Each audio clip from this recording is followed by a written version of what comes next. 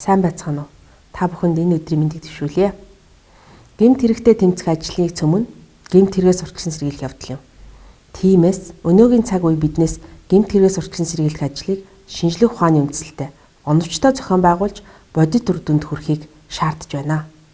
Монгол улсын үндсэн хуулийн 1-р бүлгийн 6-р зүйлийн 1-р хэсэгт Монгол улсад газар, түүний хэвлэл, ой, ус, амьтан, ургамал болон байгалийн бусад баялаг гагцхүү ард түмний мэдэл төрийн хамгаалтанд байна.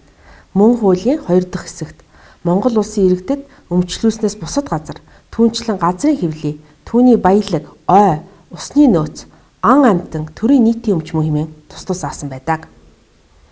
Монгол улсад гэмт хэрэгээс урьдчилан сэргийлэх ажлыг зохицуулах зөвлөлийн 2021 оны 2 дугаар сарын 9-ний 01 тоо тогтоолоор хүрээлэн боорчны эсрэг гэмт хэрэгээс урьдчилан сэргийлэх дэд зөвлөлийг байгуулан гэмт хэрэг зөрчлөөс урьдчилан сэргийлэх тухай хууль болон холбогдох бусад хууль тогтоомжийн хэрэгжилтийг ханган ажиллаж байна.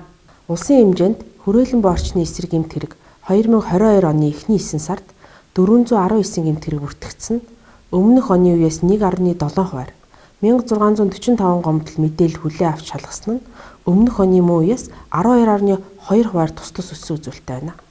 Энэ төрлийн гэмт хэргийг бүртгэгдсэн зүйлээр нь авч үзвэл 49.9% хууль бусаар мод бэлтгэх, 27.9% хууль бусаар ашигт малтмал хайх, ашиглах, олборлох, 12.1% хууль бусаар ан агнах, 5.3% байгалийн ургамлыг хууль бусаар бэлтгэх, 1.7% ой хээрийн төмөр тавих, 2.4% химийн хорт аюултай бодисыг хууль бусаар эргэлтэд оруулах, 0.7% байгаль орчныг бохирдуулах гэмт хэрэг тус эзэлж байна.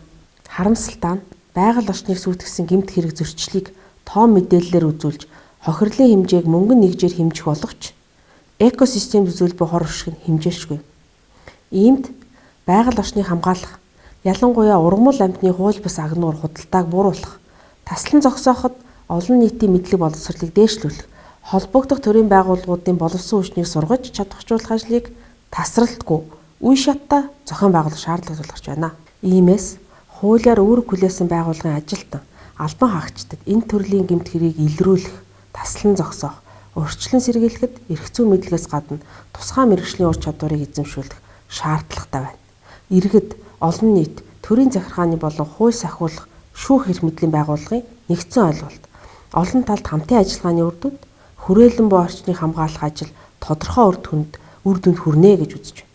Ингээд холбооны бүгд найрамдах Герман улсын Ханзайтлын сантай хамтран зохион байгуулж буй аймаг нийслэлийн гэмт хэрэгээс урьдчилан сэргийлэх ажлыг зохицуулах салбар зөвлөлийн нарийн бичгийн дарга гэмт хэрэгээс урьдчилан сэргийлэх ажил хариуцсан ажилтнуудыг чадваржуулах сургалтын арга хэмжээ нээсний мэдэгтэй.